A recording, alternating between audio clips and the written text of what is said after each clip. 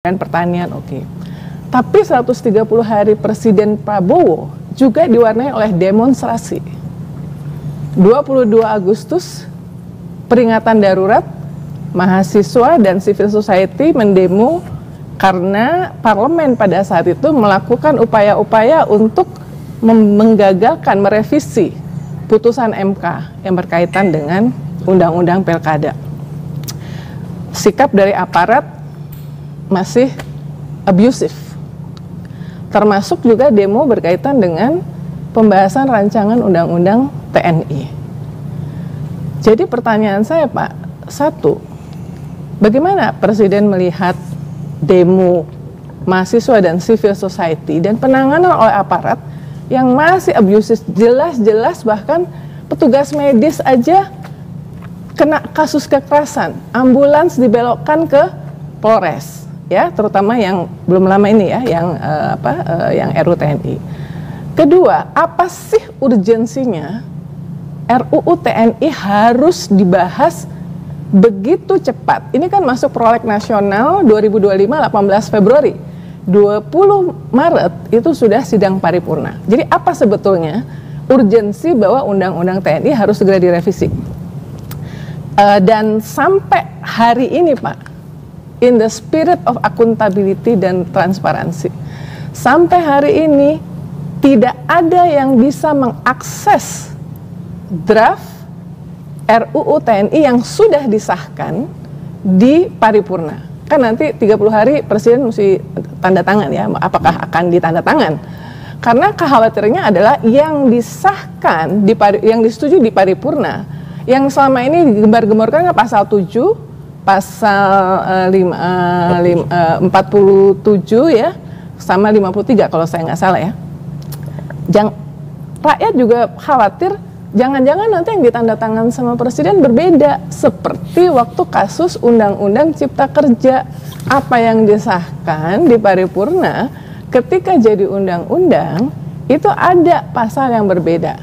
Nah, jadi gimana Presiden melihat bahwa 150 hari ini juga diwarnai demo yang cukup besar, bahkan demo yang terakhir ada di 58 kota, Pak. Kota-kota kecil yang biasanya nggak ada demo, itu ada demo. Kedua, apa urgensi mempercepat?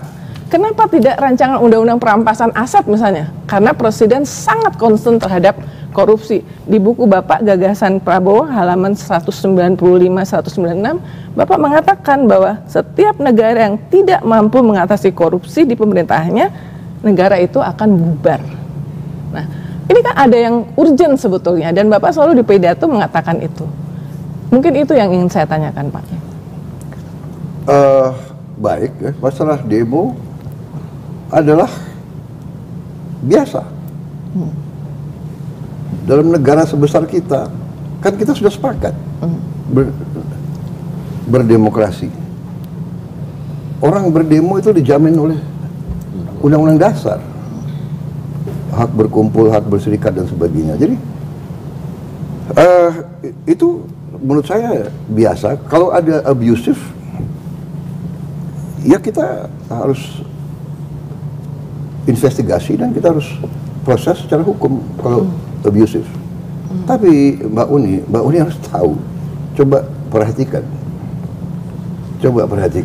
secara objektif ya, kita jujur ya. Apakah demo-demo itu murni atau ada yang bayar? Harus objektif dong. Iya kan? Pertama, ada demo melawan efisiensi. Demo katanya dana pendidikan akan dikurangi. Demo, jadi harus objektif. Kita bukan anak kecil, Mbak Uni, ya kan?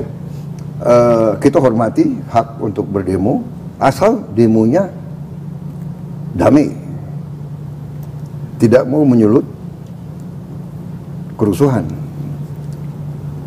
Nah, kalau bakar-bakar ban itu bukan damai. Dan kenapa abusive? Kita punya pengalaman. Saya mantan petugas keamanan juga. Kadang-kadang petugas dilempar plastik kencing, kadang-kadang petugas dilempar plastik isinya kotoran manusia. Ya. Jadi selalu dalam pengelolaan suatu negara kita waspada. Apakah ada kelompok-kelompok atau kekuatan-kekuatan asing yang ingin adu domba? Ini berlaku lazim. Data-data keluar sekarang. Pemerintah Trump membubarkan USAID.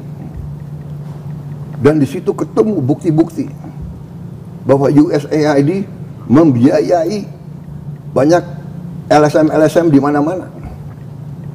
Bahkan ini kan keluar semua. It's public knowledge, Mbak Uni. Ya. Jadi saya mengajak kita berpikir dengan jernih, ya kan? Demo itu hak, tapi juga kalau demo dibuat untuk menimbulkan kekacauan dan kerusuhan, ini menurut saya adalah melawan kepentingan nasional dan melawan kepentingan rakyat. Demo kenapa? Bisa di London, di Amerika, di mana demo nggak usah merusak pagar, nggak usah merusak stasiun bis, terminal bis. Ini kan uang rakyat. Boleh demo di kampus, tapi jangan merusak fakultas. Ini uang rakyat. Ya, jadi dan Mbak Uni perhatikan nggak? Petugas-petugas polisi kita sekarang tidak bersenjata. Ya, jadi masalah abusive oke, catat. Tapi dalam Mbak Uni sendiri mengatakan berapa ratus demonstrasi, berapa kasus abusive. Ya, jadi saya paham dan saya tahu setiap institusi ada yang tidak beres. Ya, organisasi yang besar, ya kan, pasti ada yang namanya manusia, namanya kadang-kadang anak muda, emosi, panas dan sebagainya. Tapi nggak ada niat dari pemerintah untuk menekan, nggak ada. Untuk apa? Kita mau kerja untuk rakyat. Begitu ya, Mbak Uni. Tentang soal kenapa kok RUU TNI ini begitu dipercepat? RUU TNI dipercepat karena kita mengalami suatu fenomena dalam beberapa tahun itu, ya. Panglima TNI 1 tahun ganti, Kasat 1 tahun ganti, karena usianya habis. Waktu dia untuk karirnya begitu mau dipakai, usia habis. Di mana kita bisa punya suatu organisasi yang pemimpinnya ganti tiap tahun. Nah, di situ saya sebetulnya mengatakan, saya bilang, ini kalau tidak ini berapa jenderal kita harus kita ganti sekarang. Jadi saya mohon kalau bisa, inti daripada RUU TNI ini sebetulnya hanya memperpanjang usia pensiun beberapa perwira tinggi. Gak ada niat TNI mau difungsi lagi, come on, ya kan? Nonsense itu saya katakan, tidak ada niat TNI ya keluar dari politik. Coba buka sejarah, di mana TNI keluar dari politik dalam sekian puluh tahun, berapa?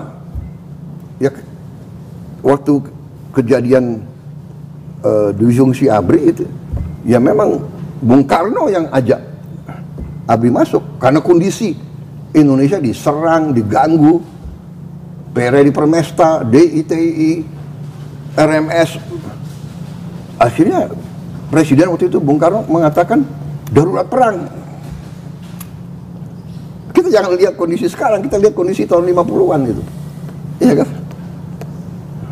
Saya masih ingat, saya masih anak kecil, dari Jakarta mau ke Puncak lewat Bogor, dihentikan di tengah jalan. Jalan ke Puncak itu DI, rambut gondrong di pinggir jalan, dihentikan. Ya mereka minta makan, minta ini. Jadi kondisi zaman berbeda-beda. Ya.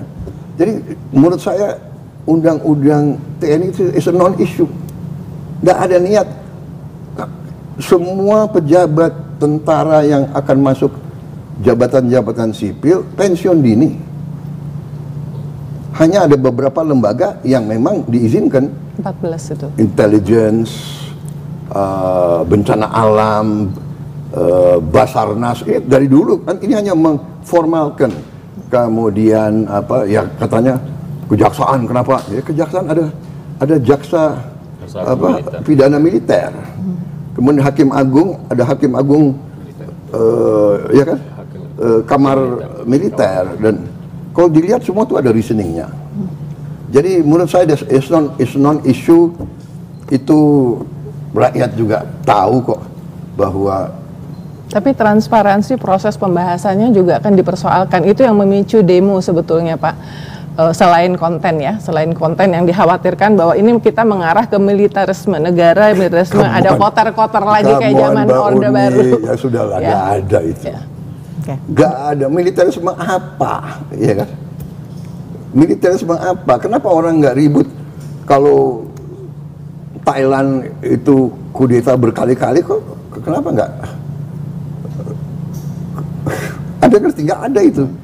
Militerisme apa? Jadi, saudara, kalau Anda tanya secara objektif ya, bikin survei, tanya rakyat, lembaga mana yang paling dipercaya oleh rakyat? Jangan elit intelektual di Jakarta yang punya akses, yang ya kan, yang banyak punya pandangan-pandangan tertentu gitu ya. Menurut saya bias gitu loh. Selalu memandang dengan sakwa sangka, dengan curiga gitu. Memang TNI sih Pak, selama ini survei-survei mengatakan TNI. Cuman ada alasannya kenapa TNI itu nomor 1. Karena sejak reformasi TNI itu kembali ke barak. Itu dan kemudian lahir dari rahim rakyat. Jadi image itu yang membuat TNI itu selalu nomor 1 di survei. Nah, dikhawatirkan kalau misalnya makin banyak. Mbak Uni, yang bawa kembali ke barak siapa?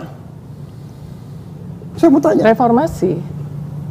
Yang bawa kembali TNI ke barak itu siapa? Pemimpin TNI sendiri. Ya. Ya. Okay. Kita sadar waktu itu, Pak Wiranto, Pak Yudhoyono, ya kan, Agus Wiradikusuma, termasuk saya yang dorong. Saya pertama di dalam TNI yang mengatakan civilian supremacy. Saya tunduk dan saya buktikan bahwa saya tunduk kepada pemimpin sipil. Saya diberhentikan oleh Pak Habibie, siap. Pada saya pegang pasukan terbanyak. Jadi jangan salah, jangan selalu pakai narasi yang selalu, ya kan? Menurut saya kita objektif, rakyat itu masih percaya sama TNI. Iya, baik. Karena apa? Tidak hanya itu. Kalau ada bencana alam, siapa yang pertama kali? TNI. Kalau ada ribuan orang mayat waktu di Aceh, siapa yang angkat? Jadi kita harus objektif yang benar. Siapa yang jaga republik ini? Malam Natal, tahun baru, ya kan? Lebaran, mudik, TNI, Polri, ada kekurangan, ada unsur-unsur yang, ya semua lembaga kita, ada hal-hal yang tidak baik. Ini tanggung jawab kita bersama. Mari kita perbaiki. Saya tegas terus di TNI, di Polri, bersihkan diri kalian. Baik. Sebelum nanti saya ambil tindakan atas